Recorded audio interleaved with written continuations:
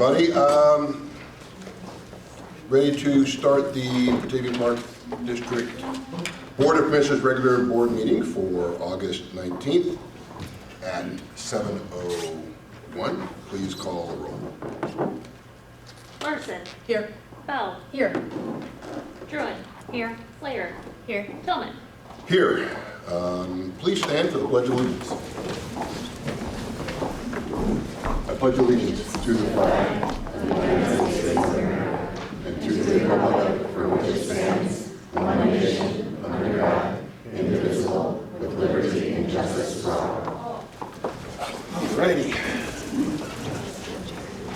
Do we have any items to be added, removed, or changed on the agenda? Yes, I would like to move 15A, Depot Pond Maintenance Discussion with Scott Trotter of Trotter and Associates. I'd like to move that after number 7. All right. Move it up in the agenda. We'll move that up in the agenda. Great. Item number 5. Entertain a motion to establish the consent agenda as follows. Approval of the minutes of the regular board meeting of July 22nd. Approval of the minutes of the executive session July 22nd. Approval of the paid expenditures, expense approval report, investment summary, income statement, and purchases. So moved. Second. Motion by Bell, second by Larson. Please call the roll. Bell. Aye. Larson. Aye. Druin. Aye. Slayer. Aye. Tillman.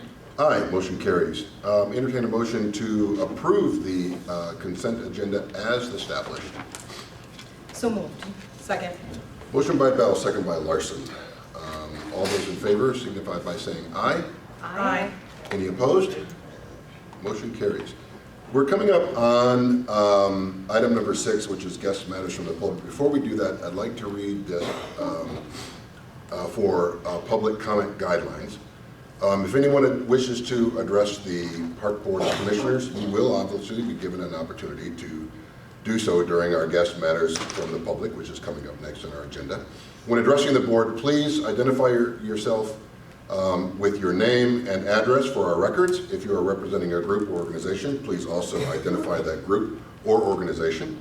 The time for any one person to address the board during public comments is limited to 3 minutes so that we can make sure that everybody has an opportunity to say something. Thank you for taking the time to share your thoughts with the board. Board meetings are always public and the agendas and minutes are always readily available on our website, www.bataviaparks.org. So, everybody get that? You memorize it all? Because I had to read it because I didn't memorize it. But we are now on item number 6, guest matters from the public. Anybody who would like to speak. Hi, my name is Jim Fehrenbach. I'm the older person for the Batavia 5th Ward. I was asked to come here today based on some of my constituents who live near the Depot Pond. A pleasure to meet all of you.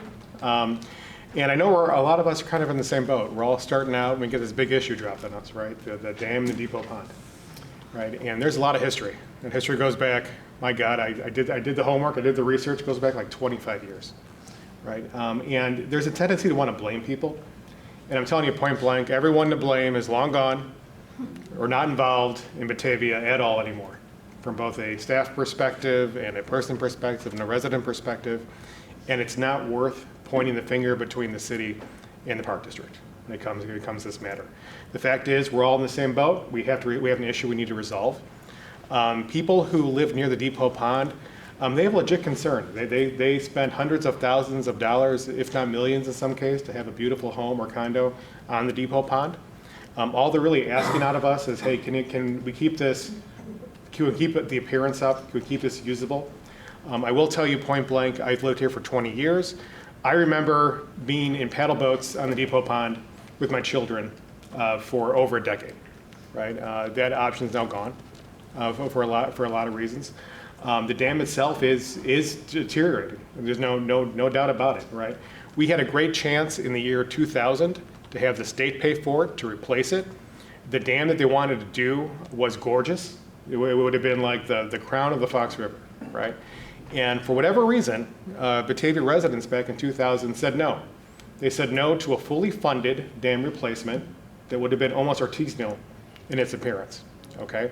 And the reason why is that we need to put our mindset back to that era. And the fact is, Batavia had a core constituency that really wanted to keep things the way they were, and extended as far as keeping a crumbling dam in place, right? We had an organization called SOS, called Save Our Streets. You know what they were against? Sidewalks. That was a big thing. They didn't want sidewalks, okay? So I don't want to give the impression that the city and the Park District were necessarily in the right mind when they talked about the dam and depot years and years ago. The fact is, we are starting new, and we have some really great people who live on the depot pond or near the dam who just want kind of what they bought in for, right? We've already lost features, right? I'm telling you point blank. The question is, do we want to lose any more, or at what point do we want to do something different, okay? And finally, for those who talk about just letting the dam collapse and just kind of calling it a day, I will tell you there's been no hydraulic study. We don't know how skinny that river is going to get. Is it going to be a creek? If we remove that dam holds back 198 acres of water going all the way back to Geneva, right? There's been no hydraulic study, so again, we don't know what the impact would be.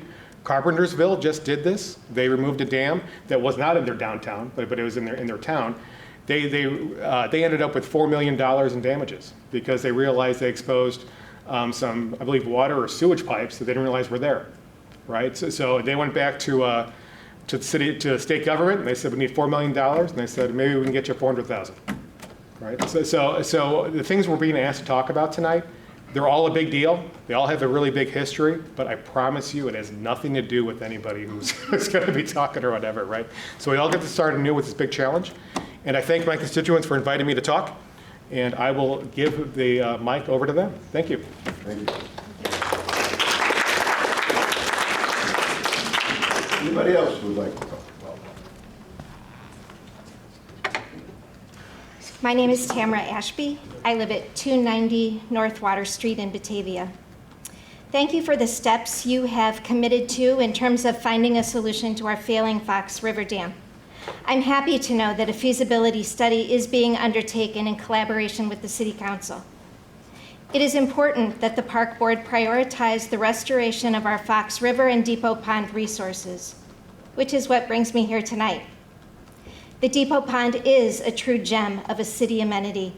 It was the very first thing my husband introduced me to when we moved here from New Jersey nearly 26 years ago.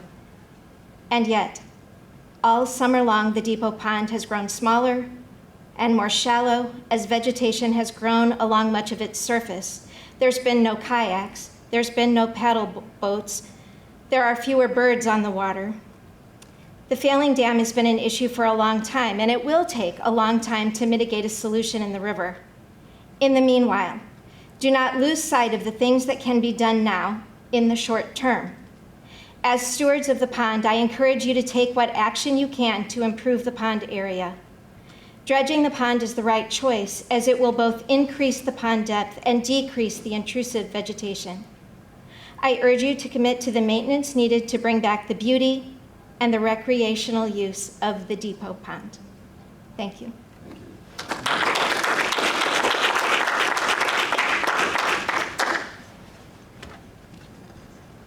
I'd like to say something. I'll be very brief. My name is Corinne Casitas. I live at 132 North Water Street. Just to kind of add on to these beautiful speeches, I just wanted to point out too that one of my top concerns, in addition to some of the things that have been said here about people, paying hundreds of thousands of dollars to have a pond view. One of the things I want to focus on is the health. I haven't heard that mentioned. I mean, we've got pond scum, we've got mold, we've got fungi, and we've got bacterial decay going on now in that pond. And certainly, I think we all could agree that it's absolutely not healthy to be breathing in and day out. To be exposed to those toxic spores. You've also got several hundred residents who live along that scum line, so to speak, many of whom are elderly adults. So I think that, certainly in the future, to have to breathe that in every day could be really detrimental to people's health. So I just wanted to point out health is a big concern as well. Thank you.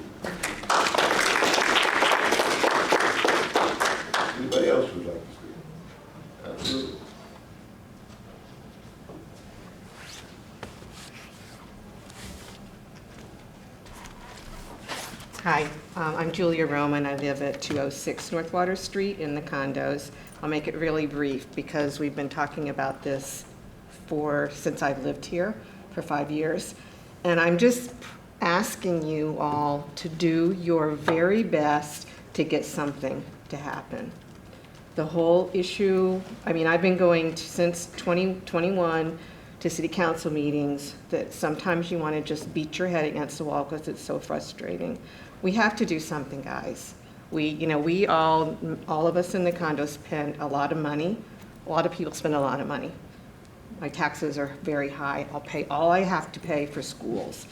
But we expect something similar to when I first walked in the first day, and that was water. I used to take my grandsons on the paddle boats. Can't do that anymore. Smells down there. It's just not good. So my question is also, if we're talking about dredging, it was dredged 30 years ago. Again, nobody's around in this room that was a part of any of this years ago. So I'm asking you to please be new, like what Jim said, and be part of the solution, because it's going to fall into the dam's going to fall down eventually, and it's not going to be good for any of us. So please, please, we went back and forth with what concept to do for what, 2.5, 3 years? And they finally voted on a concept, and we're still waiting now for a feasibility study. I'm glad that the Park District is very involved with the city now to make that happen. That should have happened 2.5, 3 years ago, easily. So please, stand up and say something and help us get this. And if we need to figure out a way to raise money, we'll do it. But we have to do something, and we can't let the next group of people 20 years from now to be still dealing with this mess that needs to be taken care of. Thanks.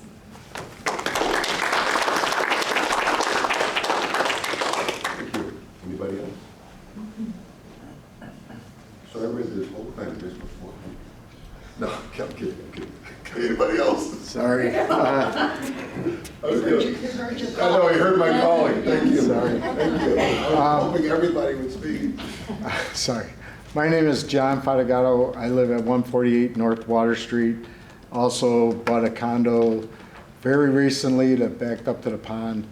I have so many friends that live in Batavia that drew me to Batavia and the way of life, and the emotion and the history of the pond also was a great appeal for my wife and myself to downsize and come to this community.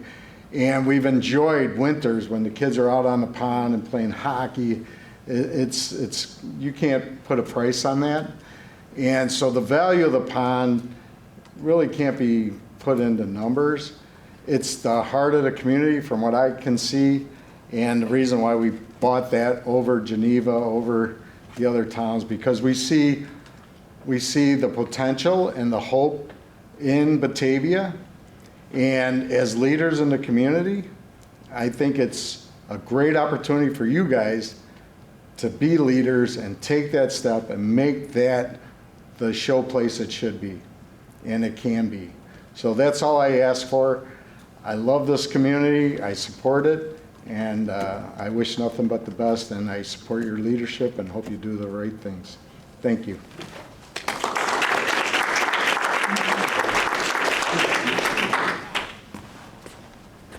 My name is Wayne Pollock. I live at 206 North Water Street.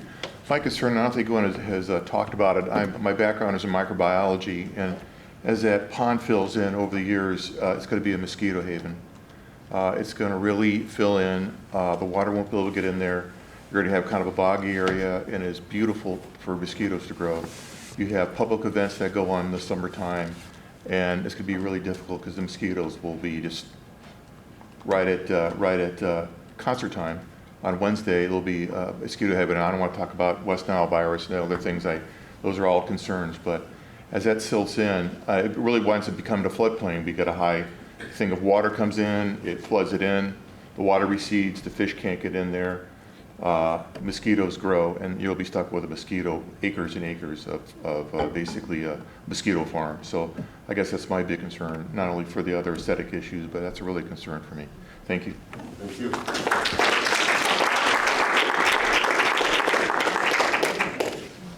Anybody else? So we're on item number 7, matters from the commissioner, and I will start out by saying that some of you don't know me, but I like to make jokes and make people laugh, but on this particular topic, I am like really serious about. So I have lived in Batavia for over 30 years. I was around when the vote for replacing the dam was there. One of the first activities we did as a family was redoing some of the river walk with those bricks. So I am very passionate about the depot pond. I have emailed back and forth with many of you, I think, that are in this room, so you know what my thoughts are on this.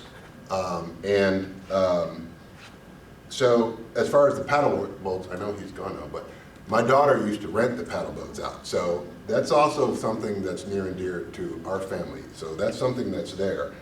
And one of the reasons that we have Scott Trotter here today is I am not a water guy. That's not my profession. I don't know that. So I pull in people who know that and do it for a living, and I will trust what he says, and the board will trust what their gut tells them about what he says. And so as far as I know that there has been talk about dredging and doing this and raking and so forth, I don't know what to do, right? That's why we bring in experts to tell us what to do. This is the best short-term option. This is the best short-term option that leads to a long-term option, because I will not do a short-term option that does not lead towards a long-term solution, because that's just a Band-Aid that we're going to have to revisit over and over again, i.e. the dam is crumbling. We could have fixed it a long time ago. Now we're Band-Aiding things, right? So that's just where I stand, just so all of you know. I mean, I was anticipating a bunch of folks here today based on all the emails that I've had over the last couple of weeks.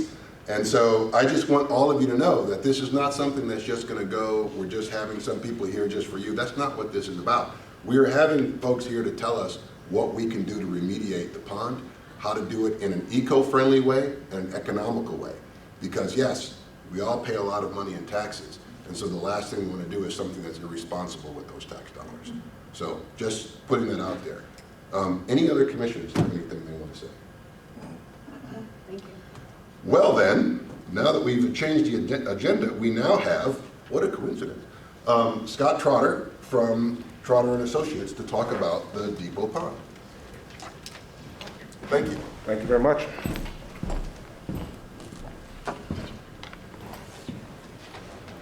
So when staff contacted me, we met out at the pond just for a little bit of background, and my presentation tonight is very high level, okay?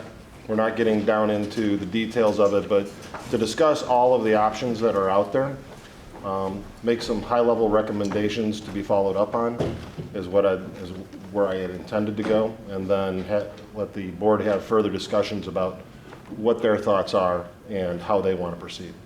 So, Allison? So overall, when we met out on site, we were talking about the aesthetic issues, the quality of the pond. The idea that this year is probably a little worse than most, and I will tell you that's everywhere just because of the lack of rain we have had over the last 3 years. So it doesn't surprise me that it's been highlighted, okay? But the excess algae is a concern. Some of the vegetation is a concern. Not all of the vegetation that's in the pond is bad. Some of it shows signs for improving water quality. So with respect to the pond depth, we really don't know at this time how deep the pond is, how much it has silted in, where areas it could be up at the mouth of the river, that there is more sediment up there and less sediment, and it's deeper near the river walk. So one of the other concerns, and a lot of it was pointed out tonight, is just the idea that the water is stagnant, that you're allowing the algae to form. It comes up against the shore, that you have the potential for insects and mosquitoes and other things to be happening out there that might be preventable. So some of the causes are the backwater condition, and I'll show that to you just so that everybody has a strong understanding of what is happening here to create that condition. In this condition, we have low turnover. okay? Unlike a free-flowing river, without turnover, some of these things are going to happen without aeration, other means to keep the water fresh and oxygenated. The deposition of the sediment, when you have slow velocities, things settle. So unlike an open-flowing river that's flowing at 2 feet per second or 4 feet per second, when we're not moving, as sediment comes in or solids come in with that water, they're going to settle to the bottom. We're aware of that. The accumulation of the vegetation out there. So as it grows, and then in the winter dies off, it settles to the bottom, and those nutrients are returned to the sediment, okay, rather than being removed. The other thing that's out there, and we talked about, is no surface agitation. With still water and the algae, we're going to have insects, and that's going to be a problem. So, less than ideal. I just want to talk about the backwater a little bit, and then what we could do to turn over the pond, and even if that's a good idea. So, if you go to the next slide. So overall, if you look at the pond, looking at it where it breaks away from the river, all the way down to the end, it's about 1,400 feet. The pond on average is about 250 feet wide. Easily that's 350,000 square feet for the farmers in the room. That's 8 acres, okay? That's 8 acres of open water. I want to understand that if the depth of the pond is 4 feet, that equates to 1.3 million cubic feet. I usually don't talk in cubic feet. I talk in gallons. People understand gallons. That's only 10 million gallons of water in that big area, that big pond. Well, it's all relative, right? What is the river flowing at? Well, up to last week, after all these rains, it's a little more, but up to last week, it was flowing at about 1,400 cubic feet per second, or 120 million cubic feet per day, or basically 1 billion gallons per day, okay? So we're talking about something that is 0.1%. All right? So why is the river clear? It's flowing, and we're not. If you go to the next slide. So we could turn over the pond, right? It's only 10 million gallons, but it's controlled by 2 outlets. And I went down there and looked at them briefly just to get an idea of what it would take to flow through this pond if we turned it over and how fast we could turn it over. But the turnover depends on the water level because we have the inverts of the 2 outlets, right? And what and the river level or the dam level controls the level in the pond. They're interconnected. And the difference is about 6 feet, just so you know. Just go to the next slide. So there's a raceway, I'm sorry, and there's a raceway and then there's a sluice gate. Is everybody familiar with those 2 elements? I think you should cover it. Yeah, could you Okay. clarify that? So I'm going to point for a second. Yeah. So most people can usually hear me. But there is a raceway that cuts the island in half. That's basically an overflow, right? And it has a head wall located at here and then a gravel channel that comes back into the river. And when the pond is up under flood conditions or whatever, this raceway actually runs. If you're running flow, you're skimming the water off, and some of the algae is going in, right? Right now, there's a sluice gate at the bottom down here. That sluice gate was probably closed for quite some time, but it is open now, and it is flowing now, and it has a grate over it. But it is taking some of the vegetation, duckweed, algae out of the pond as it flows out. It's just you don't have a really high velocity in the pond, okay? And these were man-made things to help reduce what, like when it rains heavy for the raceway and just normal movement? They built some for the sluiceway? I would assume so, but I wasn't obviously part of No, that, so I don't want to say why they did what they did. Right. But both of those outlets are there. Okay. So That's what I was really asking, they're both man-made things. Yes, not they like are. a nature thing. Right, absolutely. So the sluice gate, for example, if it's a 24-inch sluice gate, if you can imagine, if you have a pipe and you only have a little bit of flow going through it, like 3 inches of flow, all that's leaving that pond is about 200,000 gallons a day of the 10 million gallons, okay? Well, 10 million gallons divided by 200,000, 200,000 sounds like a lot, but that's a 50-day turnover. You're talking if it was flowing at 6 inches deep, and that level is controlled by the dam itself. We can't control the level out there. So it'd be 11 days. At a foot would be 3 days. At full 18 inches, it would be about 18 hours to turn over the pond. But we can't control the level. We could move the pipe potentially, but we can't control the level of the pond. Just a second example is an 18-inch sluice gate. If we go to the next slide, would be basically 3 inches would be, again, 50 days. 18 inches would be 3 days. So the size of the sluice gate doesn't really make that much difference, a little bit, but it's really the depth that's flowing out of the pond. So the outlets have ample capacity to turn over the ponds. I'm not suggesting that that's the right idea, because it'll only bring more sediment from the river down here. But we have ample flow in the river to provide us change over the pond. So, but one recommendation is that the sluice gates, the way they are set right now, we should at least survey them, know what their elevations are, know what they're flowing at, know what the impacts are. Pretty simple. Is it possible that there's a blockage or something in the sluice gate? I'm assuming it's a tube of some sort. Yeah, it is. The sluice gate is essentially just that. It's a gate sitting on the wall, right. And behind it is a storm sewer that's flowing out to the other part of the river. Okay. So once it gets through the opening, it's unless there's sediment in the pipe and therefore it could be cleaned, yes, but it should flow freely. Okay. So the raceway itself across the island that I mentioned, it's kind of hard to see in this picture because of the shadow. But you might be able to see that what the water level is doing. That is all of the dark on the wall, that the water level changes. When it changes and it gets up to here, that pipe is flowing. So it happens on a regular basis. But on the day that I was out there, it's about a foot below the pipe. And so everything flowing into where this raceway is just collecting at that location. There were several logs, some debris, even some weeds, some bushes growing up in there. And our Parks Department cleans that regularly. Mm-hmm. And so it's a maintenance item, right? So the recommendation would be to clean up that inlet area, and potentially, if we're going to maintain this outlet here at this elevation, which is fine with me, I would probably hardscape it with either concrete or whatever, so that this water wasn't able to get there. It stayed in the pond until it was ready to flow. Right.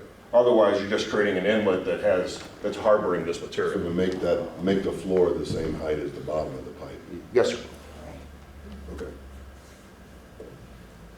So, with respect to the deposition, basically the river contains suspended solids, right? And when the velocity is reduced, those solids settle to the floor of the pond. So increasing the turnover won't dramatically necessarily increase or decrease the level of sedimentation in here. And my point is that if you look at everything that's happening within here, this is 250 feet wide. It's probably 4 feet deep, maybe less. But our velocity, in order to maintain suspended solids, has to be 2 feet per second. We're not moving at a fraction of a foot per second through here, even under the best case scenario, even if we're running everything through it, except if we run the entire river through this area. So let me show you real quick on the next slide. So cross section is 250 feet, multiplied by 4, that gives you 1,000 square feet. I need 2 feet per second. That means I need 2,000 cubic feet per second. Remember, I told you the river itself only has 1,400 cubic feet per second. So I couldn't keep this area suspended if we diverted the entire river. Just so people talk about water needs to move, right? Putting the river through it isn't going to provide what you need. So diverting the river is not an option. We could filter it, right? We could filter it. The amount of water that needed to be filtered by that pond is just, it's a number that is staggering. We're talking hundreds of millions of dollars to try to do this. We could reverse the pond, filter water, bring it back from the Fox downstream and push water out, then you're talking about maybe 1 million gallons a day versus hundreds of millions of gallons a day. Again, we're talking about probably somewhere in the neighborhood of $7 to $10 million to build a plant that can pull that off. And does it necessarily solve the issue? Not all. So we're down to sediment removal. And that's where everybody has landed so far. So if we go to the next slide, just to talk about what that water plant would take, you'd have an intake pipe, you'd have a filtration plant, you'd have pump stations, you'd have a reject water for a stormwater pump station. If we were talking with the city and basically it's a wastewater plant, that's not exactly what the park district is in for, right? It's what the city does, but. So you got land, you got permitting, you got the cost, and you got the existing infrastructure. All that are giving you headwinds towards that solution. Types of dredging, okay. So hydraulic dredging is when we're using a barge and we're sucking up the bottom and we're transporting that material from the bottom to another location, either onshore or onto a barge that'll get taken to shore and then the material removed. But it's vacuuming out the bottom. Where we're talking about mechanical dredging, this is usually some sort of a backhoe, whether it's sitting on a barge or it's sitting on shore. Now clearly, this pond here that they're dredging, right, this channel, they're using a long reach backhoe, right? It can probably reach 40 feet. We're 250 feet wide. And we have hardscape all the way around this pond. So the disturbance it would create and the restoration from such an operation probably is not going to work for us, right? So the other option would be to mechanically dredge it, even with the backhoe, put it onto a barge, take it to a different location, offload it, and truck it out. Hydro raking was mentioned. That's when we're essentially raking up the bottom, bringing it to shore, dumping it on the side. But it will mess up the shoreline for sure. I mean, we have hardscape all the way around this pond. So the amount of tracking we would have to do to bring it from one location all the way back with hydro raking doesn't exactly match up. I'm not sure which is the right solution for dredging. I have some consultants that I work with that would probably be able to give us a better answer because each of the contractors use different styles and which is going to be the most economical. But I was talking to one of the manufacturers that builds this style of equipment today. And we were talking about a recent bid here in Northern Illinois. It was essentially $100,000 to move 500 yards. That's $200 a yard. So it's not an inexpensive alternative to be discussing. How could it even happen, though? If we're talking about the pond being only 4 feet and a barge, we can't even put paddle boats out there. How can we put a barge on there with heavy equipment? They have equipment that is small enough that can float at about 3 feet of water. Okay. So we're not talking a barge like you see on the Illinois River. Yeah. We're talking about something I'd call a raft. Okay. But let's keep Some guy out there with a backhoe, yeah. Let's keep in mind that the smaller the piece of equipment, the longer it's going to take. Yeah. Right? Yeah. So we'd have to talk to the contractors about which the right options are. But those are the kinds of numbers you're talking about. It is about $200 a yard to move this material. So if I go to the next slide, the other option that people are using is they've come out with products right now that are specially made for biological decomposition. So naturally, when you have organic material, it's decomposing, right? And there are organisms in the water that are doing that. I'm not sure that this is the right application, being that we're connected to the river, but I don't think it's a bad option. And that the organisms are already there. We're just enhancing what they're doing. It doesn't remove any solids, just so you know. The organic material decomposes, and therefore we have fewer solids. They're not removed at all. They're just becoming more dense. But This would reduce some of the nutrients, so we're not reintroducing them where the algae can use them, okay? And the organisms are breaking down that material. It does not remove any organics, so it depends on what the sediment is made up of, right? If it's 50-50, we're not going to be that effective. If it was all organic, we may be very effective. But without knowing what the sediment is made of yet and having a sample, I can't make a recommendation.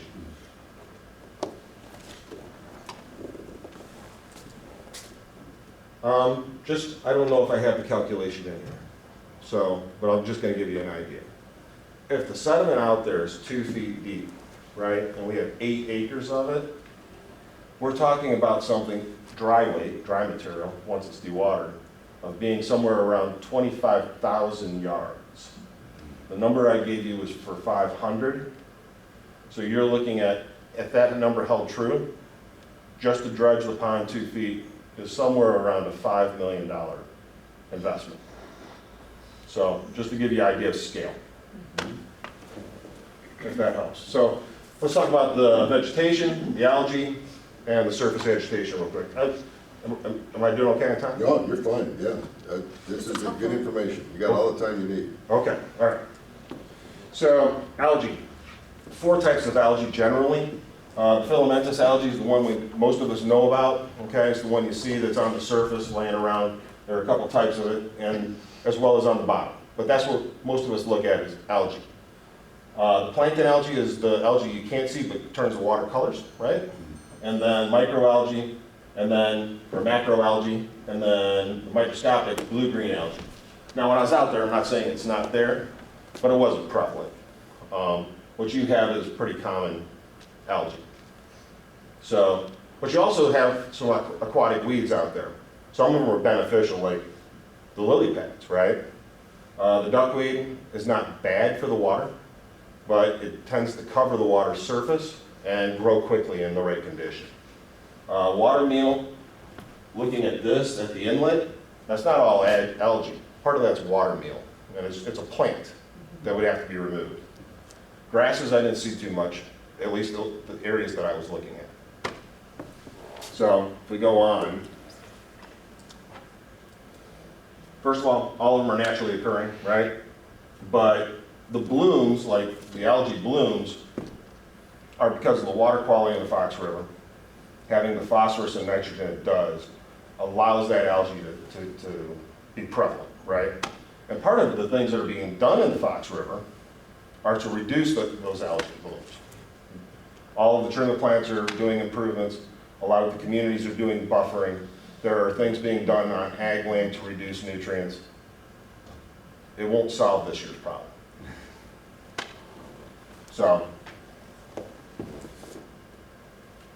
So we have some water-based solutions that we could look at, right? So there's watershed-based solutions. And I just talked about these, right? Buffer crops and all of those things. And if you talk about it, we'll see a significant difference over the next 20 years from what has been done.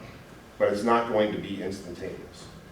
Site-specific solutions, though, include physical harvesting, chemical precipitation, herbicides, and aeration are the 4 main categories that we talk about. I'm going to skip over adding chemical, and I'm not a fan of adding herbicides. 2 things here, right? If we're adding things to the water, we got to be concerned about not only the animals and natural wildlife, but we have a water plant in Aurora downstream. So none of us want to be having a discussion about what we may have added to the water if somebody, throws up a red flag. So I would focus on physical harvesting and aeration. So just to give you an idea, here's 2 ponds, same size ponds, same area. See how clear this pond is? No chemical, nothing added to it, hasn't been dredged. What was added was a fountain. And you put a fountain out there, and it increases the aeration in the water, right? And then the algae is limited on its growth. Not that it doesn't have the same nutrients available, but over time, what happens is that sediment starts to break down because it has the aeration to it. Now, not all locations you can get the air. So if you put a fountain like this out in the center of the pond, thing's 250 feet wide. It's a big fountain. But you're still going to push the algae to the edges. And you're not going to have the air out there that far. So you may have to add bubblers or other units, diffusers along the edge of the pond in order to provide that oxygen out there. It's not the single solution. But you can see the significant difference it made, because I will tell you, 7 years ago, this pond looked like that pond. So, things I'd like you to consider, and I'm willing to look for. But I know that budgeting is coming. What I would do is just talk about the diffusers and the fountains. I think it'll make a significant difference next year. I would probably design it and permit it this fall, so you could put it in the spring, because it'll take a little time to order the equipment, and you'll want to put it out to bid. So harvesting is certainly an option. There are contractors that do provide that service. I think you're going to be harvesting, though, on a regular basis, and whether you want to contract for it or you want to own the equipment, I can provide a little assistance there with what it would cost, and then you can decide. But the harvesting is not terribly complicated and does not require a permit. So with respect to the sediment removal, I would go ahead and identify the depth of the sediment that's out there and the nature of it, and have it tested. So know where the sediment level is today, and know we can do a core and find out where the bottom of the sediment is to determine how much dredging would have to happen. And I don't know what the expectation might be. The expectation might be that 4 feet is enough water, or you may need more. 6 feet is the expectation. But without knowing what the sediment level is, I don't know how that compares. So, but the dredging operation would be something that to consider, but it would also require a permit. This last slide. That's the last slide. Awesome. Well, thank you. So,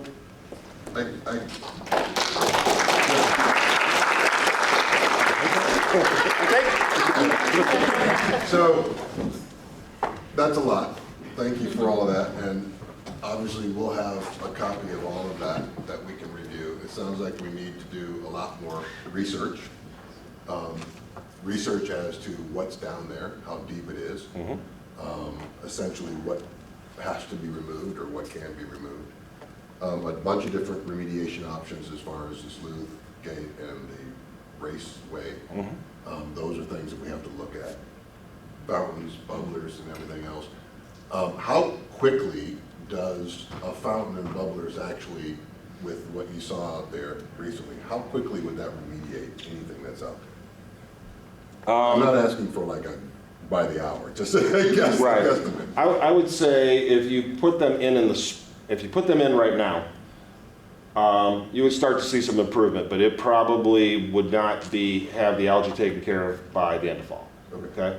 But if you put them in the spring, I think that you would see a drastic change on how this operates and looks. Because it would prevent it from starting. Yeah. From starting. Yeah. And so they don't go out, they don't stay out there all winter. So we'd have The fountain you saw was actually mine. I have a contract with someone that comes and pulls it out, winterizes it, puts it back in service in the spring. Okay. You know, and it can be an amenity. I mean, there are several different displays. You can put lights on or do something like that. So, because another important feature is that pond freezes and we skate on it. So, yeah, which you can't do when you have out. fountains, right? They need to come out. The diffusers on the bottom do not. They stay there. Okay. Okay. And Scott and I have spoken about how the company can come and like store the fountain, they can maintain it, or we can find a company that can do that. And so that is a permanent solution, a fountain, or is there still more that has to be done? For instance, does it Is the long-term permanent solution a combination of fountain and something else, like harvesting, sluice gate, raceway remediation, those kind of things? Or is there still more that's going to have to be done without a study? Without, just off the top, right? Yeah. Exactly. My personal opinion is if you went out there and you found out that, yeah, we have sediment, but it isn't at a depth that is impacting anything, and we can run fountains, which we only need 3 feet to run a fountain, right?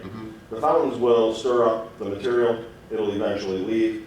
If we have the algae under control, we'll stop reintroducing it to the sediment. And I think that you will find over time that the amount of sediment will decrease. I believe if you do harvesting in addition to it, it will happen a lot faster. Okay, well, good news is we have our capital plan meetings coming up this fall that we talk about, just for those of you, we talk about all of our budgeting for our capital projects and everything in the fall to prepare for next year. And so we'll have some time to look at this again, talk as a board. Staff can have time to do all the research that they need to do with you, Scott, and we can come up with a plan that helps fix this in the long term. And what we can do short term sounds like we need to do research in the short term. So there's a lot of low-hanging fruit that we can do right away. Right. I mean, like I was trying to point out, dredging may not be the right solution because of the expense of it. There are things that can be done without going to that level. Yep. Hear that loud and clear. Okay. I heard the $7 million loud and clear. And yeah, we need to think about other options if we're going to be economically responsible. If you were coming in and saying that's the only way it's going to happen, then that's a whole other conversation we have to have, right? But so yeah, we have a lot of next steps that I think we can all talk about. But I really appreciate this. This is really good content, really good information. Oh, I have a question. What's good about the lily pads? You said lily pads was good. Why is that good? They're cute. Is that Yeah, like? they're filters. Oh, are they really? Yeah. Oh, Pure And water. they're cute. Yeah, yeah.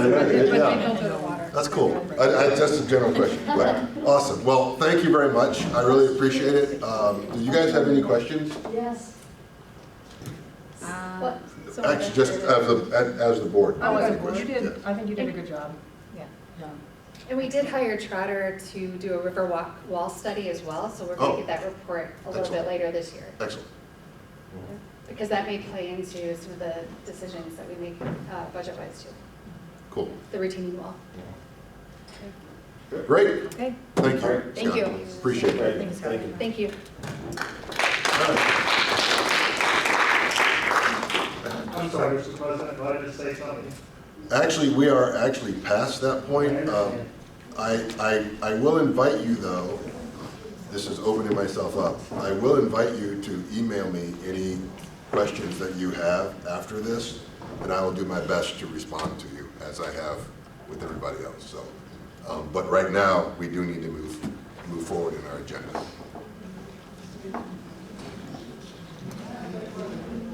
All right, we are on number, and if you don't know, my email is johnt@bataviaparks.org. Thank you for taking this seriously. Absolutely, absolutely. Thank you. We are on item number 8, correspondence. So we have a letter from Scott Buning, Community and Economic Development Director of the City of Batavia, advising the termination of the City of Batavia TIF number 1. So just make sure that gets on file, please. And we don't have Batavia Parks Foundation. It's me. Oh, We yes, we do. Oh, right. We do have Batavia, number 9, many Batavia hats. Parks I know. Foundation. I could scoot over. No. You can stay there. So, hi, I'm Lindsay Williams. I work at the Batavia Park District professionally, but in my volunteer time, I am the treasurer for the Batavia Parks Foundation. So, my Batavia Parks Foundation colleagues are actually at the Tri-Cities Foundation meeting tonight. Oh. So, I volunteered, as I am already here, to give a report on behalf of the foundation. So, the last time you heard from us, we were talking about figuring out what our next project was going to be, and we have it. So there's a card in front of you tonight, and I have some extras if anybody in the audience would like one. And it is called Pedal Park Play, the Great Bike Rack Rollout. So it was actually identified by one of our board members' kids that we don't have enough bike racks at our parks. And with bike thefts being a bigger thing happening, I'm seeing it on social media around town, kids are riding their bikes more and more, and we want to encourage Batavia to continue to be a bike-friendly community. So we are kickstarting a community-wide effort to add bike racks to Batavia's parks, and we've actually worked with the park district to identify areas that are in need of bike racks so we could start to roll out and bring in some bike racks. So some will be more kind of fun, go with the aesthetics of the park, and then others will be more of your standard loops. So we're working closely with the park district to make sure that the bike racks are safe, they're according to the standards, and they will actually be installed by park district staff. So something that we're just getting the ball rolling, or the tires rolling. Yeah, there you go. There you go. Did she talk to you about that? You know, Katie is our staff liaison, Yeah. so, you know, we do get inspired every now and again. So right now, we're just starting our big project, and we've been at the farmers market, we've been at River Rhapsody, and other places just starting to promote our project. So we're really excited about it. We think this will be a great way to partner with the park district and keep us moving forward in a very productive way. I love this. I'm a cyclist, so I love the fact that we're, getting more bike friendly. And it was literally just this week, an article in the paper about bicycle thefts in Batavia on the rise. So this is awesome. Did you want to mention the thing on the bottom with your website so that people can actually know where to donate this money? Yes. So for those of you watching at home, we are connected to bataviaparks.org /Batavia-Parks-Foundation. And if you are so inclined to donate, donations can be mailed to the Batavia Park District here at 327 West Wilson Street in Batavia, care of the Parks Foundation. And I personally will see that they get deposited. Awesome. Thank you very much. Thank you. That's awesome. Item number 10, presentations. We are at Hall of Portage Beach Master Plan Conceptual Design. So we have Andrew Caputo and Julia, right?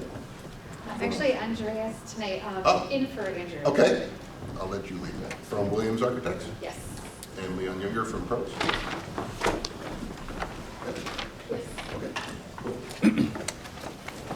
Thank you for having us this evening.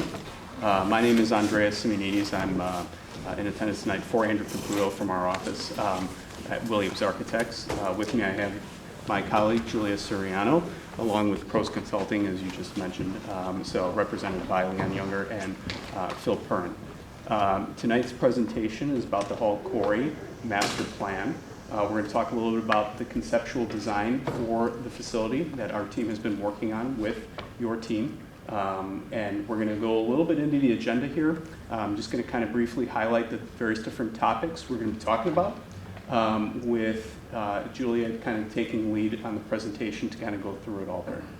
The goal really here is to enhance but also reimagine how the Hall Quarry Beach project could be used. That includes all seasons throughout the entire seasons of the year for this facility. So as part of that, we, in this project, look at the facility from an assessment standpoint, try to understand, as we looked at the facility, to see what could be potentially still used, what different programs we could reintroduce or introduce that might be new to the facility to revitalize it from that standpoint, and also talk to the staff and to the board as well too, as to what those types of programs could be. Then, as I mentioned, we looked at the program objectives, looking at the various different functions that could be brought to the facilities here, which it culminates into the master plan or the design, right? So the actual concept that we are proposing. And we're going to follow that up with some inspirational images that'll kind of help you understand the various different programs that we could be looking at in these phases and allow you to imagine them a little bit better. We'll follow up with the investment portion, which is just the estimate for that.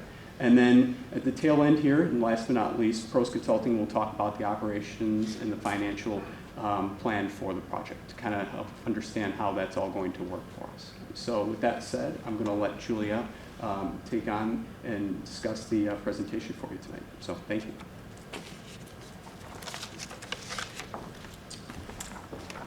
Hello, everyone.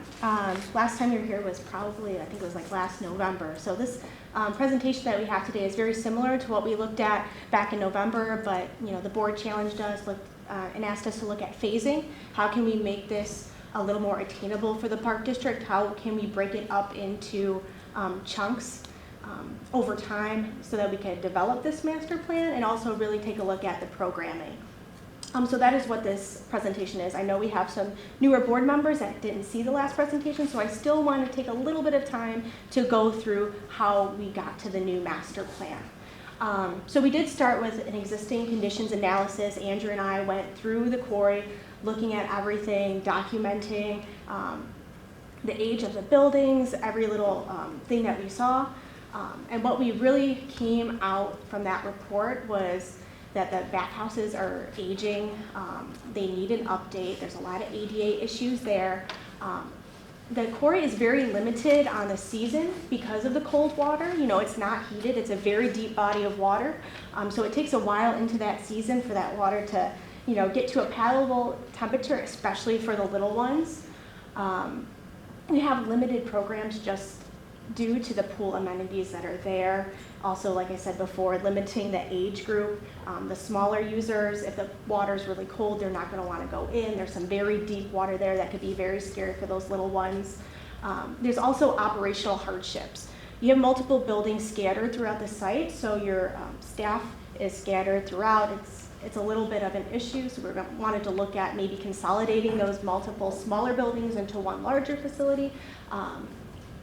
And also, the entranceway into the quarry is a little bit of a difficult entry sequence. The entrance is a little bit hidden as you approach from the parking lot, so looking at how we could make this a very apparent entryway into the quarry. Also looking at parking, it's been an issue. You have two different areas for parking, and it's always limited and overflowing. And then just looking at updating the features that are already in the quarry. You have the umbrella features that are aging that need to be replaced and the smaller slides and things of that nature. So looking at updating those features, but also still staying true to the natural aspect of the quarry. So from that, we came up with these program objectives. So our first one being, we want to preserve the natural landscape setting and the history of the quarry. This quarry is such a unique site that is very different than any other pool I know that I've been to. And it's such a cool setting that we really want to maintain that park-like setting as much as we can without adding in too many features. I'm thinking like colorful, splash pad features that would kind of take away from that natural park-like setting of the quarry. We also want to just make existing condition repairs and improvements while maintaining the status of a bathing beach. Because this is a bathing beach and not a pool, we want to stick to that just from a permitting aspect, because if we try to convert this to a pool, it becomes very costly with adding gutters and things like that. So we don't want to do that. We want to maintain that status as a bathing beach. Like I said before, consolidate all the non-historic buildings on the site. Because we have so many different buildings scattered throughout the quarry, it's taking up a lot of space that could be used for park or grassy areas. But we do want to maintain the historic buildings on the site, which would be the old concessions building and the diving platform. So we want to maintain those while we consider consolidating the other buildings. We also really want to look at expanding the programming beyond summer so that we are bringing people into the quarry in the spring, fall, and winter. So we want to expand the programming. This is where we took a look at what can we add to this site so that we could have people here through all 4 seasons and have active programming throughout. And in doing this, we could also increase our revenue opportunities and rentals in the quarry as well. So for the master plan, Zooming out a little bit, looking at the site context, we are cradled by the bluff to the top of the page and the Fox River. So you can kind of see that the quarry is squeezed within there. And then you can also see very apparently the parking situation. We have the new parking lot to the left of the page, and then the overflow or the member parking to the right as well. As we zoom into the next slide, now we can see a little more site context of the actual quarry. So here's where I want to point out where we have the historic concessions building to the bottom of the page, as well as that historic dive platform. All the other buildings, the admissions, the women's bathhouse, men's bathhouse, manager's office, concessions, all of those buildings can be consolidated and open up that space for the rest of the park. We also have that pass holder shed over to the right by that extra parking lot. So taking a look at that, how can we improve that experience? As I mentioned before, the umbrellas that are scattered throughout along the edge of the quarry, those umbrellas are actually used for chlorine distribution into the water. So we want to take a look at that as updating those features, but also still maintaining and improving that chlorine distribution. So here is the updated plan.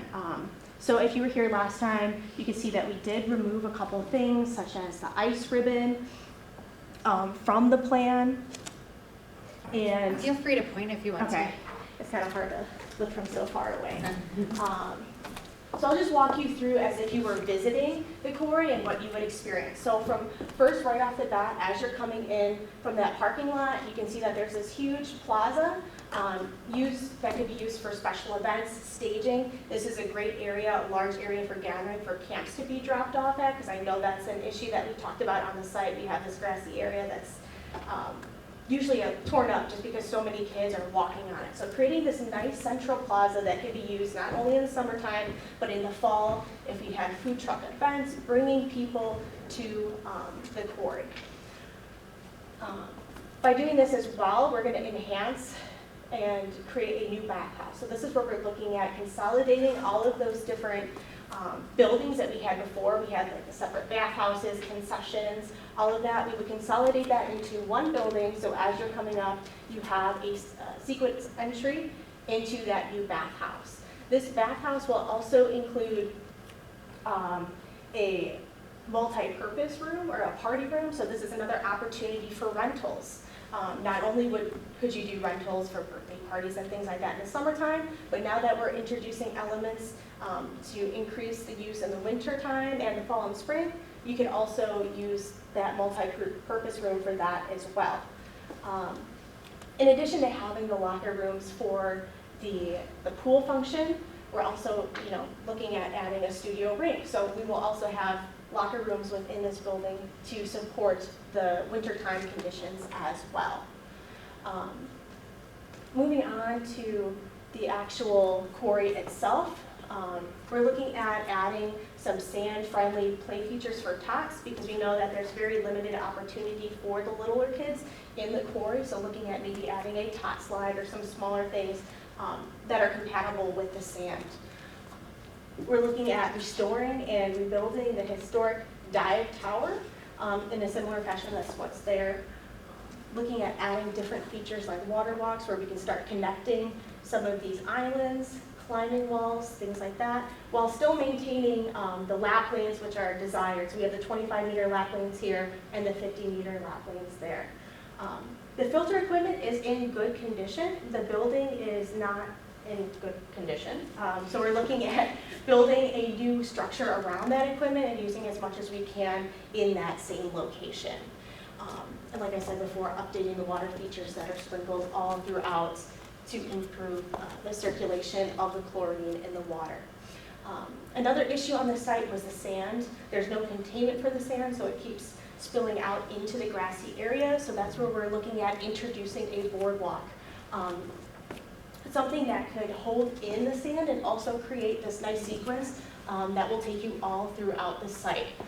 Just to the south of that, we're showing different areas for shade, because I know currently people bring their own pop-up shade structures and put them on the sand, so we're looking at a more permanent solution where we could have different shades sprinkled throughout, as well as rentable cabanas. This is a very popular feature in a lot of different pools and also a rental revenue opportunity where people can rent it out for the day. Over here, we're showing that the opportunity to expand parking, since we know that that is in dire need for the quarry and it's always in overflow. As well as updating the seasonal check-in for pass holders as well. We wanted to maintain as much as we can that open lawn area and picnic area that people love so much, with the opportunity of also introducing maybe a dry playground. Again, another element that goes in the spring and fall to kind of increase the life of the quarry. So for the newer elements that we're introducing to the site, the first being a studio rink. So this would be a large pavilion that is, has a concrete floor with all the piping within it. So during the winter time, you just put up the boards around the rink, you flood it, it'll freeze, and now you have ice that will maintain temperature. Because you know that our winters are very unpredictable and never cold enough when you want it to be. So this is an opportunity where we could have ice skating, hockey programming, stuff like that, where we know that the ice is going to be good quality. In addition to the studio rink, we're also showing the opportunity for a splash pad. So this, again, is something that could be used more beyond just the summer season. Splash pads can be operated typically in the spring and the fall as well. So again, bringing people to the quarry, even if they aren't going into the water here, we still have the opportunity for them to go into the splash pad as well. The next one. Can I ask just a quick question about Yes. the studio rink? Did you say there's a pavilion, like is it covered? Yes, it's It's covered, and I have pavilion. examples too to kind of show you what that would look like. Because when it's not winter time and you thaw out the ice, it is basically an open pavilion that you could have all different sorts of programming underneath. Okay, that was my curiosity. Yeah. I wanted to know, like, essentially, could it be used besides the winter time? Yes. Other than the ice rink? Okay. Yeah. So what we did, because I know that the board asked us last time, was to take a look at phasing. How can we break this up into manageable chunks that we could spread throughout the year so that this master plan is obtainable? So we broke it into 3 phases. The first, focusing primarily on the quarry improvements, because we know those things need to happen sooner rather than later. So looking at the repairs and improvements, adding the new features like I discussed before, restoring the dive tower, looking at any filter upgrades that we need to do, constructing the boardwalk so that we can redo the sand and make that nice edge there so that we don't have sand spilling out onto the turf, and then other site improvements including adding the additional parking and that seasonal entry. So that would be focused on mainly the quarry. And then phase 2 would involve demolishing all the existing buildings on the site and consolidating them into the new bathhouse. And that also includes a lot of things that you don't see, utility relocations, because we do have a lot of utilities by that main concessions area. So this is going to have to, we'll demolish the existing buildings and have to reconvene here while maintaining the historic old concessions building. And then our last phase, now that the site is all open and prepared, would be adding that studio rink, adding the splash pad, and all of our features and our support spaces are already built within that backhouse. So we'll already have the lockers for the studio rink as well as the space for all the ice equipment as well within this backhouse. So that's kind of why we phased it 1, 2, 3.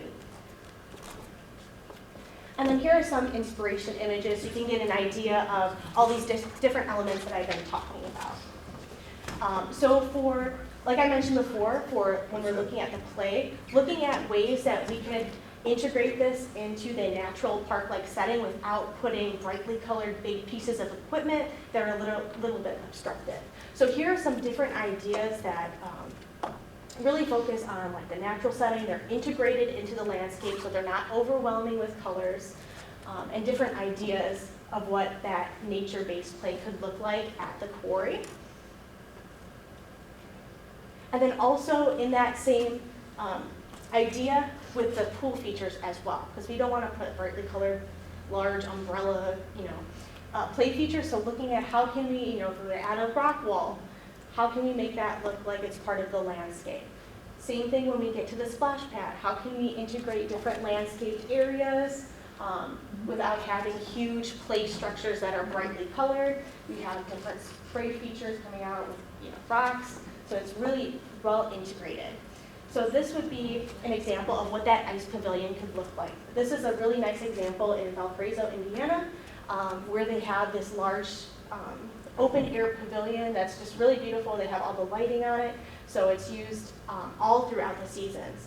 So if you go to the next slide, you can actually see what that pavilion looks like and all the different events that they program there on the off seasons where we don't have ice. So it's used as a farmer's market. They also use it to host movies.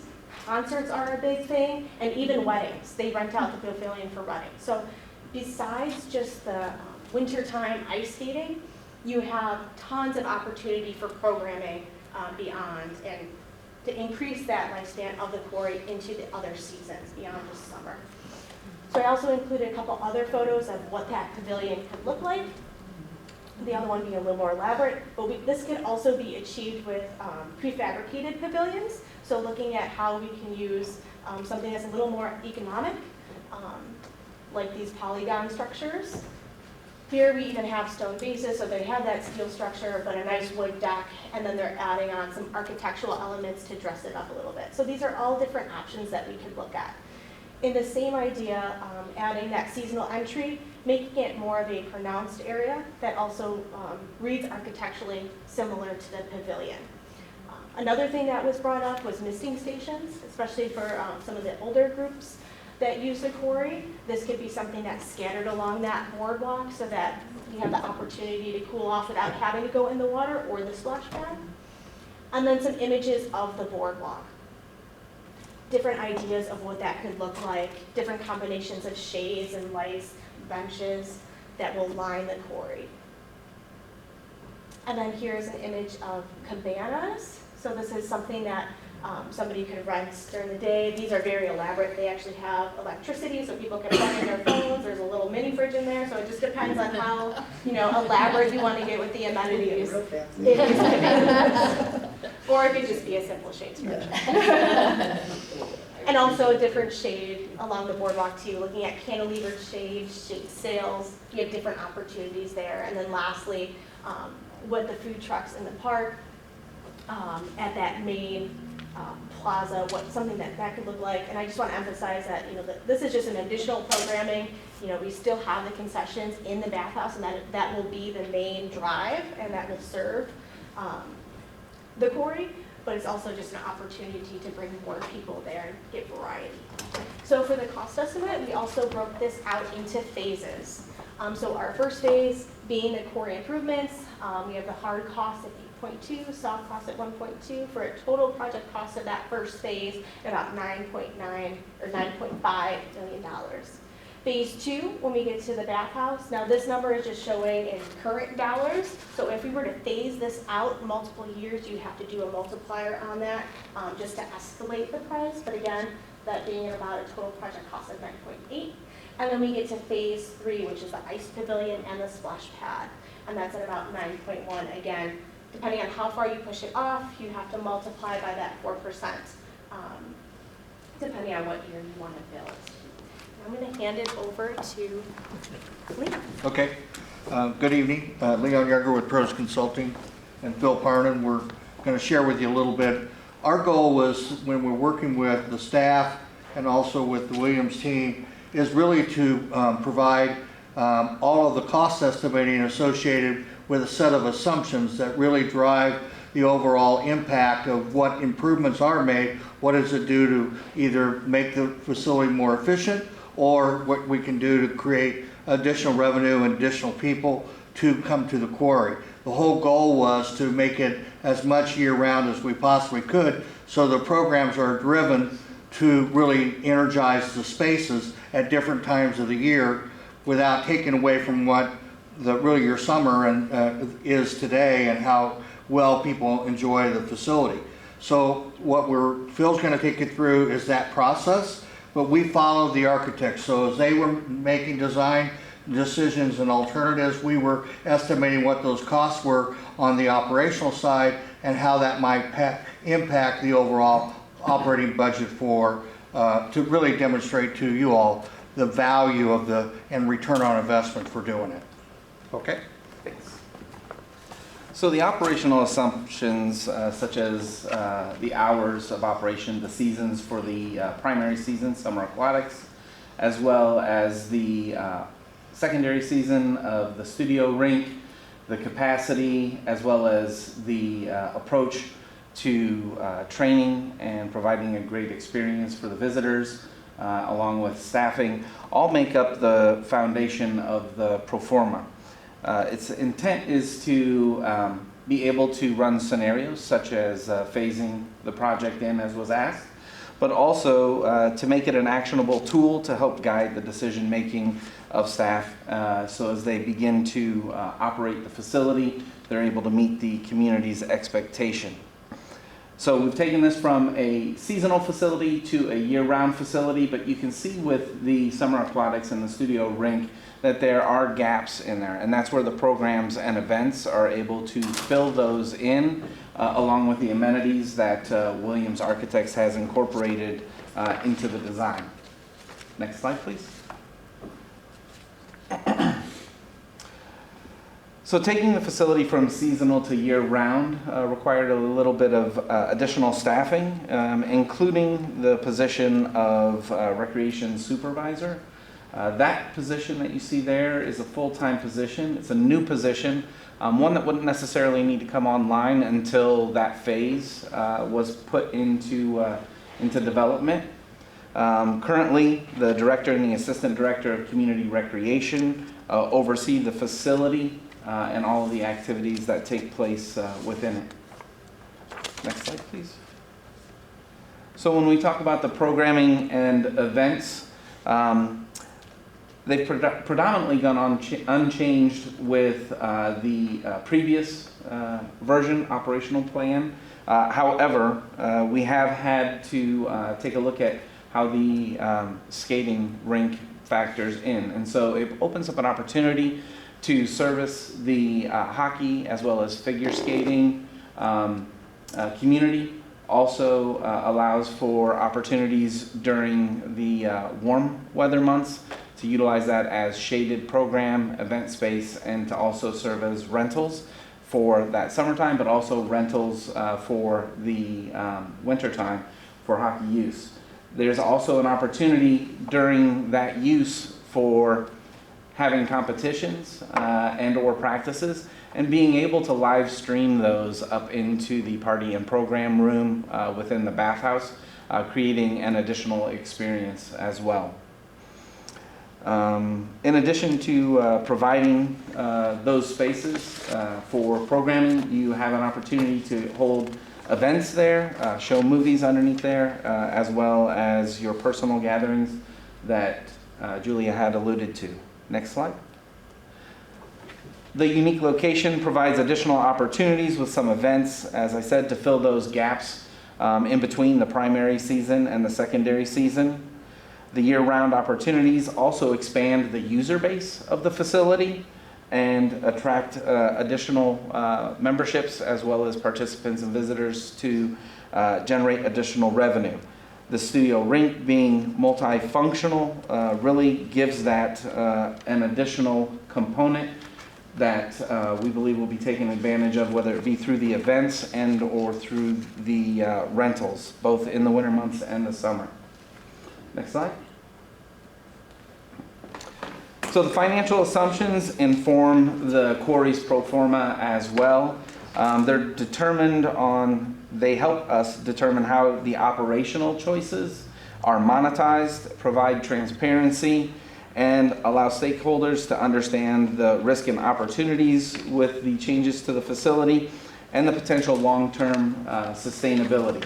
We utilized all of these to generate the expenditures and the revenue models that you'll be seeing on the next page. And that's just for us to touch base on those. You'll see that we're just utilizing that as a additional imagery on the next slide. And so, actually they turned out a little bit bigger on the screen than they do on paper, which is quite nice. So the assumptions were first used to build out the revenue model. basically identifying through memberships, programs, events, rentals, and other revenue opportunities such as concessions, as well as opportunity for sponsorship and fundraising. The revenues as part of this are mostly conservative in their projections. There are additional opportunities that could be utilized to enhance revenue generation based upon the expectations of the community. Next slide. The expenditure model also is built from the assumptions. It takes into account the new assets, applies the maintenance standards from within the plan, and then monetizes those operations. We've accounted for things such as utilities, staffing, training, technology, the contracts potentially needed to help maintain and manage technology, because as we all know, it's great when it works, and when it's not, it's very frustrating. So we want to make sure that that's in there, as well as the rental of equipment such as the Zamboni. Next slide. We're getting a Zamboni. With the I want to drive it. I know, I'm about to say, you just want to drive it. That's a rental opportunity. Yes. The Zamboni. There you go. Nice. Should have added that. That was great. But yeah, that could be as part of the fundraising, that can be a bid on driving the Zamboni. So the key takeaway is that the revenue and expenditure models feed into the 6-year pro forma, and it turns the plan into a forward-looking financial roadmap for the staff, and really creates an even greater destination that's already beloved by the community. It helps staff anticipate challenges, evaluate opportunities, and maintain fiscal stability while aligning the services with the community's expectation. As you can see, we've got 3 phases identified here. Phase 1 in year 1 shows the quarry improvements. The additional revenue driver was the cabanas that Julia had shown a little bit earlier as well. When we look at phase 2, we're looking at potential for that in year 3. That includes the bathhouse improvements, including the 1,500 square foot dividable multi-purpose party room / programmable room. And then in year 6, the studio rink, which increases the revenue potential substantially. This can also be rented, as I said, for practices and competitions. Overall, the pro forma projects slightly better than cost neutral in revenue generation years 1 through 5, and then improve upon this with the addition of the ice rink and the splash pad to the facility in year 6. With that, we'd be happy to answer any questions that you might have. We don't have an ice rink. Or I'm sorry, ice rink. Sorry. Thank you. Hello, Sam. Thanks. All right. Yeah, thank you very much. This is awesome. I believe it was me who called for the phases. So thank you very much for putting that together. When I was reading this through over the weekend, I was like, wow, this is really... So I was actually shocked there was a Zamboni building. I saw it was right by the big street. There's a building for the Zamboni. And I'm sorry I'm focused on that, but one of the reasons that Pat got on the board is to buy trucks. I would love to be on the board to buy a Zamboni. So, but no, seriously, this yeah, right. This is an awesome plan. I mean, I could see elements of this, even phases of the phases now that this is put together, which is kind of what I was thinking. I mean, because there's all sorts of things here that, let's do this piece and this piece to complete phase 1 over this amount of time. Doesn't all have to be done at one time, but at least we have a plan that we can work towards, which is what we really needed. So. And we have an itemized list as well, so if we need to extract a couple of items out of it, then we can certainly do that. Yeah, and that's the awesome part. So that, I mean, for the folks who didn't see this before, it was a great plan, but it was just the one bottom line number. Yeah. And when we woke up from probably a scary number. Right, we all fell down here. When we woke up, they were all gone. And so I yelled out phases, and they said okay. And now that we have this is great. This actually does help really put things in perspective as far as what we can do, and then what we could potentially get back from that. So I really appreciate it. It's awesome. And I do want to make mention and a special thank you to Williams Architects and Pros Consulting, because when the board requested it, and they were gone. Yeah. They were back No, in Indianapolis and in Yeah. Itasca. I had worked with them and they had agreed to do it pro bono. This extra life, so that's which I really huge appreciate. that they This did is that. fantastic. Because this, I mean, I can't boil the ocean that way, right? I can't, even though it was a comprehensive plan, I didn't know how to pick those pieces out. But now this really helps. So I really appreciate the effort. I really appreciate you putting this together. So this is fantastic. I think they did a really great job, you know, with the original plan of this, with, keeping the historical beauty. You know, I know that you understand how important that is to our town, as well as still realizing that certain things have to be updated and consolidated. And I'm still a little sad that the concessions building would be moved, because it's so right in the middle. But I get it. I'm very much interested in a splash pad area at the quarry for a well-incorporated one. And I think that you guys took a lot of that to heart, and, so thank you very much. Did you guys have any questions or anything to ask them while they're here? I do not. I looked through it over the weekend and yesterday, and I appreciate you walking through the plan and everything. I am glad maybe that I wasn't here the first time to see it all in one big chunk, because it would have also felt very overwhelming, but seeing the phases and even the explanation of the potential revenue and, obviously the operations cost for the revenue offsets in those phases was really helpful to see that breakdown, so thank you. And the operations plan too is very conceptual, so we can take it and use those multipliers for years out. Well, that's what I'm saying. Now we can pick some things out and use all this to really see what our return would be when we do that. So yeah, that's awesome. Yeah. Thank you. Thank you. Thank you very much. I appreciate it. Thank you to Allison and the team for all of your efforts and reviewing our stuff and giving us feedback. Very good. Thank you. Excellent. Thank you. Thank you. All right. Item number 11. Announcements. I mean, Lindsay has already stolen all my fun. I know. I give it to her to read now. Also, we all have to be times. Right. Think about the time, everybody. Yes. So it is not very long. See how quick we can do this. Julie's getting snappy. So, ready? Yeah, I've been ready. Okay, good evening, Batavia. The skies may be gray, but don't worry, beer saves the day. Tickets are on sale now for Pints by the Pond, Batavia's very own craft beer bash happening September 20th.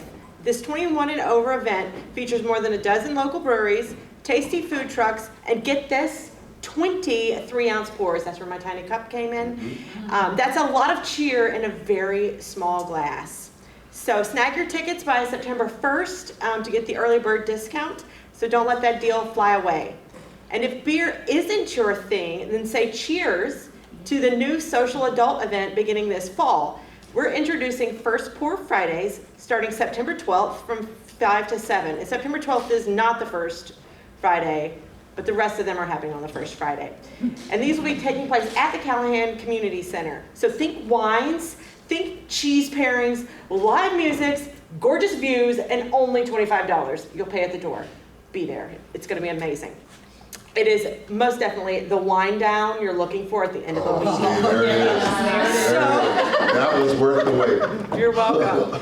So now maybe wine isn't your jam, and that's okay, because the next event is going to make you howl with delight.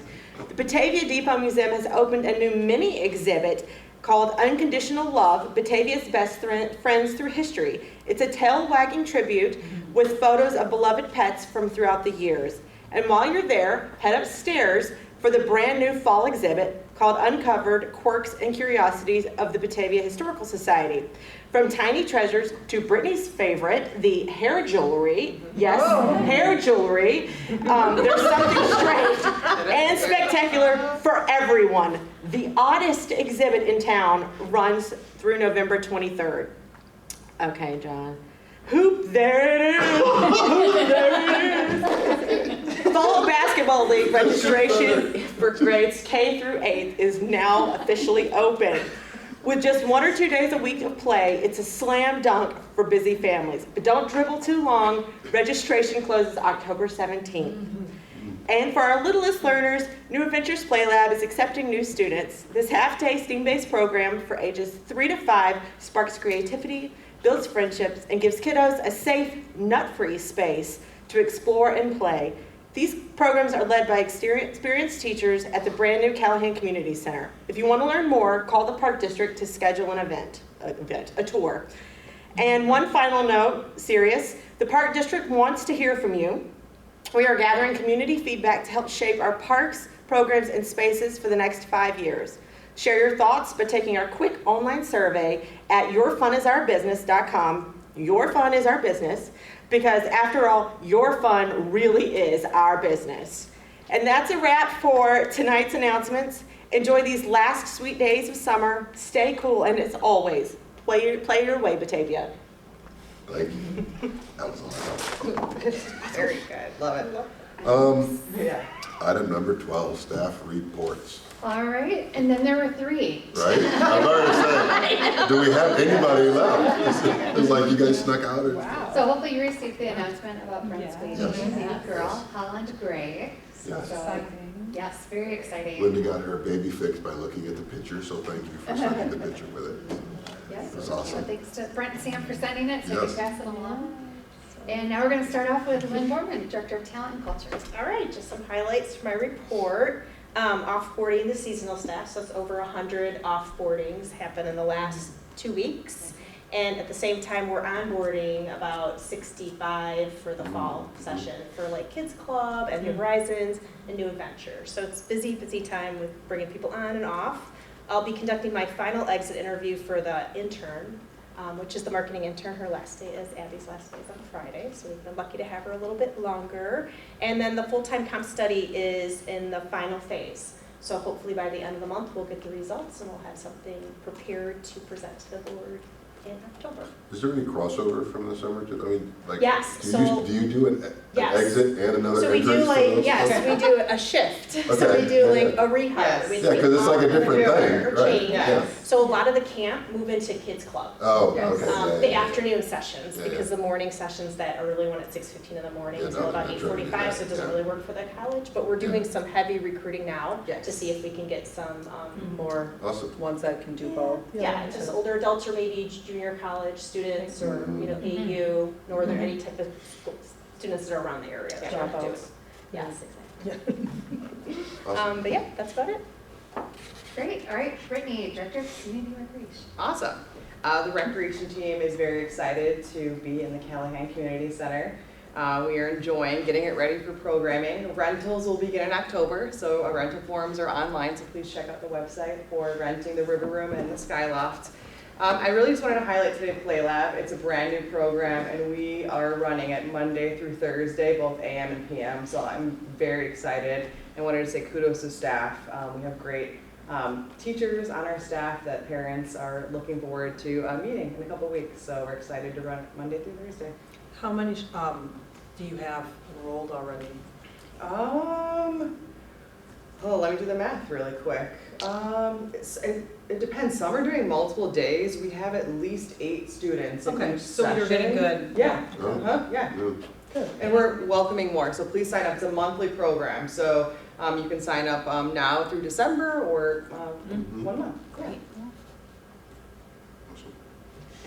All right, and Katie, Director of Community Engagement. So it has been an extremely busy summer, and it was an extremely busy July and early August. The department put out 3 printed publications to the community in July, so it was a lot of work. Feedback from the public was extremely positive. There are examples on your tables in front of you. So that was important to do a lot with our PR and getting the information out about Play Lab as well as the new Callahan Community Center. We had amazing turnout at the grand opening event. Lynn was our clicker. We estimated we had around 303 residents show up and walk through the building during the tour, which is exceptional because it was, I don't know, almost 100 degrees Yeah, it was on that really on that Saturday morning. Yeah. So it was wonderful to have all of them out the week before school started. And so we were very, very happy with Brittany. Since we had the sneak preview last month of the website, tomorrow is my official getting the website. So I'm excited tomorrow. So that project will continue. We're really great progress with all the content, and our intern has been instrumental in taking a lot of the photos for the new site. We are transitioning from our busy season into our not as busy season, just not as busy season, but we're busy promoting a lot of the programs that are happening in the Callahan Community Center and really bringing that awareness to the community that we're offering these classes, because community recreation has done an exceptional job of creating a bunch of brand new programs that are new to the community, so that has added an additional load to our marketing for that. And then I got to give one shout out, thank you to the community recreation team. They were able to reschedule one of the River Rhapsody concerts, so it is rescheduled for next Wednesday. That's free from 7 to 8:30. That's August 27th. It's the Johnny Cash Tribute Band. Oh, cool. So this is one of the ones I was most excited to see. So that is our final concert for the summer. Will be next Wednesday. Awesome. That it? Yep, that's a wrap. No more? For the staff reports. Executive Director's report. Ah, yes. And I too shall make it snappy, knowing that time is of the essence, and We're doing good on time. a lot of what I'm going to be covering, some of it's looking in the rearview mirror to celebrate some of the events that we just had. So starting off with something that apparently it's not. Let's start from the slideshow. Next slide. Love technology. Oh, come on, I had it for everybody else. I was gonna say you were- Yeah, you were just jamming it before. Yeah. Let's do it this way. Yep. Okay. All right. Might need some IT support. Here, while you're figuring that out, I'm gonna. Commercial break? You get the snack? Yeah.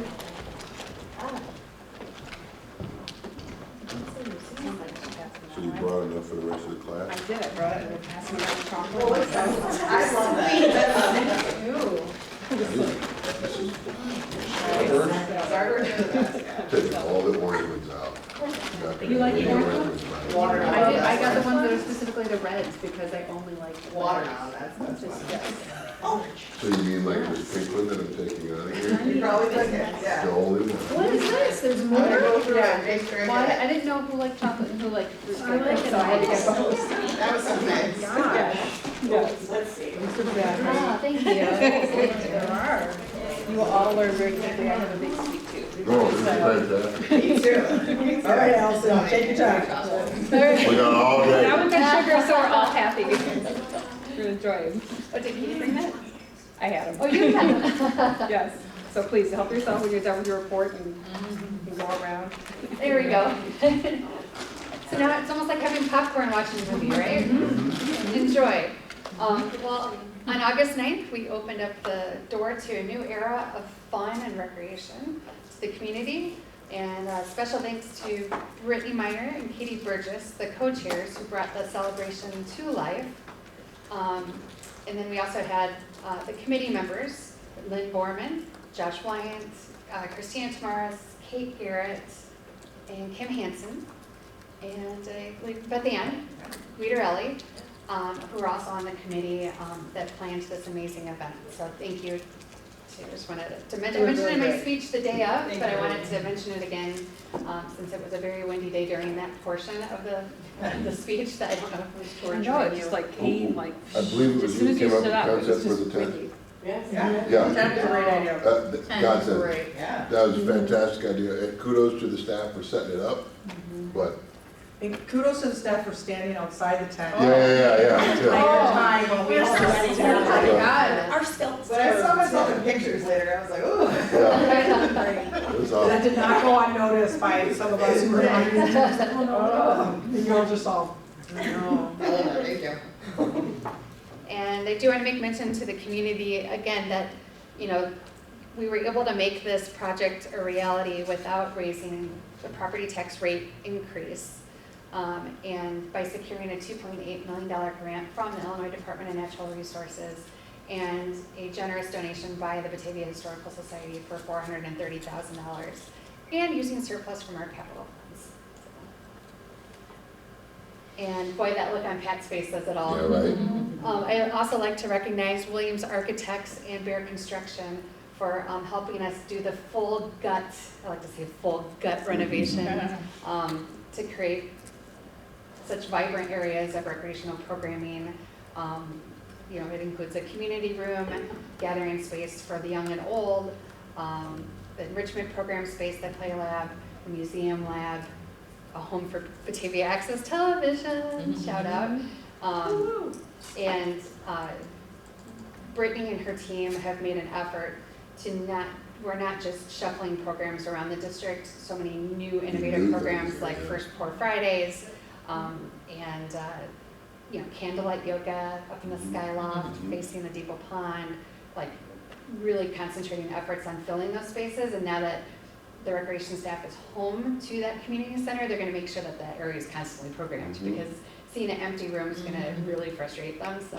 So they've blocked out spaces in October. That's when we're going to start doing the rentals.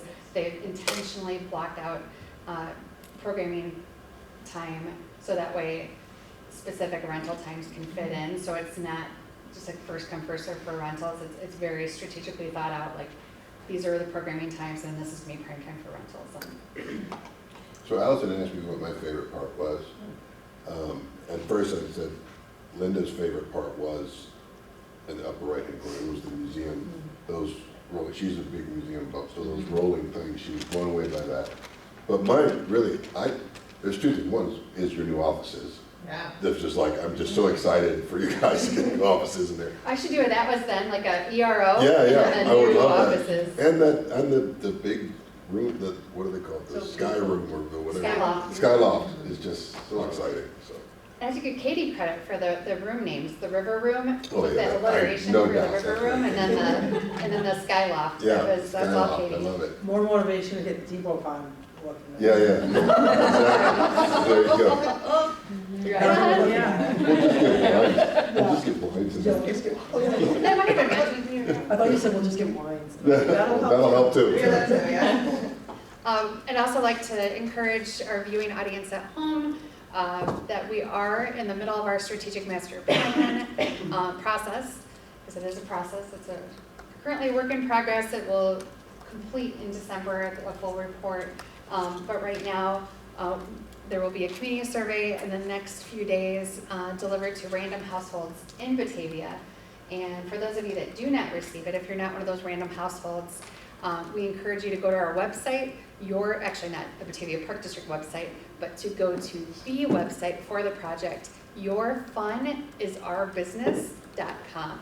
Doesn't matter if it's uppercase, lowercase, if you type in your fun, Y-O-U-R, fun, is ourbusiness.com, then it will take you to the area where you can take the survey. And it is a third-party ETC institute that is conducting the survey. So you won't find it on our Batavia Park District website, but if you do go to the external website, you can find it. And if you do get one at home, we strongly encourage you to complete and fill it out. Postage is paid, there's an envelope that comes with it, and the park board and staff have put a lot of effort into the questions, because as a result of those questions, or your answers will help us develop the future plan for facilities, the need for any additional space, if people still want a pool, or if you'd rather have us enhance the quarry, we need to hear from you. So I'll leave it at that. Ta-da! You might see a lot of familiar faces around the room here. There are three areas that I'm particularly passionate about when it comes to staff. It's education, resources, and networking. And the top picture is Katie and our marketing team, or our marketing interns in there as well. And so the marketing team is on the bottom. Katie and our marketing intern is on top. They were attending the National Night Out representing the Batavia Park District. So National Night Out is where the police join all the community entities in town, and it's a free night out of fun. There are giveaways, opportunity to educate the public about what we do and who we are. It's a free community campaign and garners a lot of attention. So Katie does a lot of community outreach that we don't always show pictures of here at the board, but I wanted to let you know that she's out there and constantly engaging. And then the bottom picture is the Illinois Park and Recreation Association's Communications and Marketing Summit. They featured a day of education centered around crisis communication and the July 4th shooting that happened in Highland Park. So the marketing team brought back a lot of takeaways that they can implement here in Batavia and some ideas that they can use, whether it's signage or ways that we can enhance our policies, or even different ways that we may look at our festival for some ideas. So again, education, resources, and networking, we're hitting the mark on those things for staff. And then later tonight, these are inspiration images from Julia Serrano. The Park Board will have the opportunity to approve the refreshed master plan for the Hall Quarry Beach. And we just hope the Park Board is as excited as staff is for the approval of this plan. We feel like it's definitely an improved plan from last December, and we're really excited to have this presented to you. It's actually been, now we can say, between community input was the very first part of it, community feedback from the 2022 community needs assessment, and then surveying people at the quarry, focus groups. That was the start of all of this, and then now it's led to today and hopefully the approval. I want to say congratulations to lifeguard Madeline Morales. Moraes? Yes. Moraes. She was recognized as an elite lifeguard by Starguard Institute. Madeline stood out at the last independent audit that Starguard did, and that shows that she has worked above and beyond the standards and usually like when Starguard does an audit, they don't always select one person to be an elite. So she had to have hit many marks to hit the elite status, and it's really a prestigious honor for someone to get that. We could potentially go years without having the elite guard, and she was named an elite. Yeah, they posted this on their Facebook, and we got a 5-star audit, which is very awesome. And She gets to keep that. I just feel like She gets to keep that flag. Oh, no, I don't think so. But they post it on their Facebook page, and like to everybody. It's really awesome. Yeah, It's a really Yeah. special shout out. Yeah. Yep. And a lot of times with the elite guards, they'll ask them to help with the audits. Like that's how, I mean, this is something she could put on her resume, this is her LinkedIn.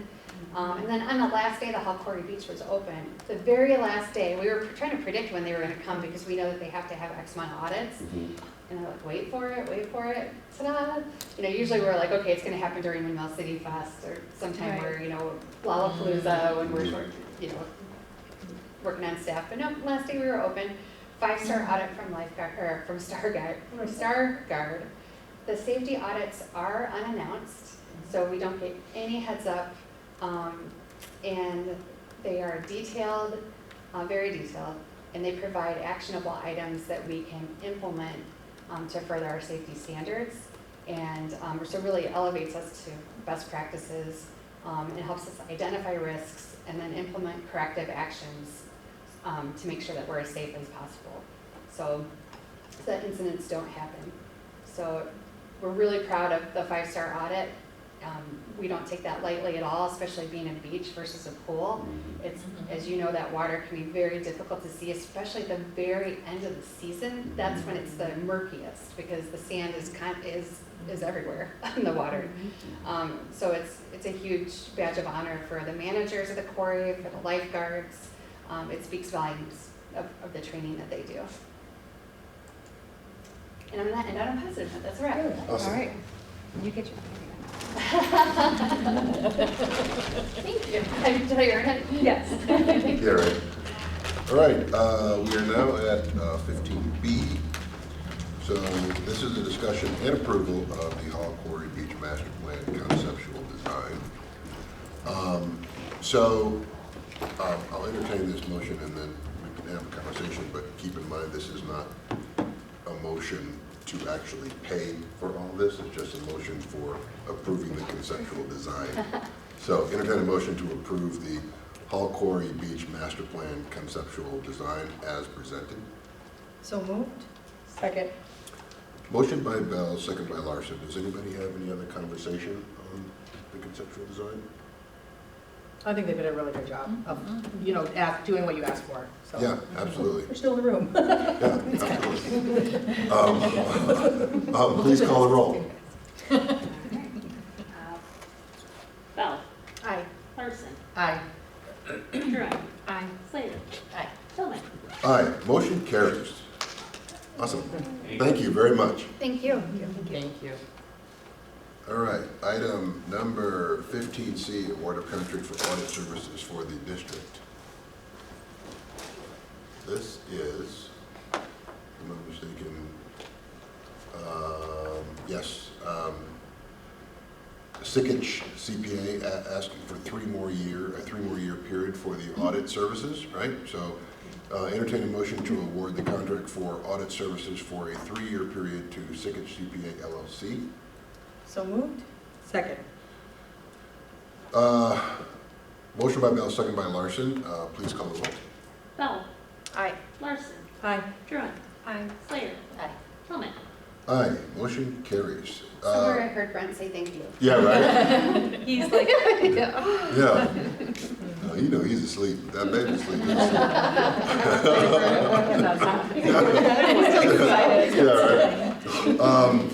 He's taking care of the other one. That's right, that's true, yeah. That's true. Now, we do have some things to talk about in executive session. We don't have any more after we come out of executive session.